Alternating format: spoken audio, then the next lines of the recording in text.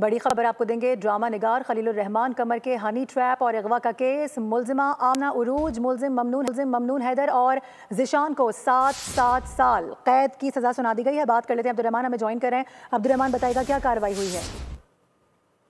दहशतगर्दी लाहौर की खुसूसी अदालत के जज अरशद जावेद ने ड्रामा निगार खलीलुर रहमान कमर अगवा बराए तावान केस का फैसला सुनाते हुए मुलजिमा आमना रूज, मुलजिम ममनून हैदर और जिशान को 7 साल कैद की सजा का हुक्म सुना दिया है, जबकि अदालत ने मुकदमे के दीगर 7 मुलजमान को बरी कर दिया है। अदालत ने मुलजमान को तावान मांगने पर सजा का हुक्म सुनाते हुए कहा है कि मुलजमान पर अगवा करना साबित नहीं हुआ।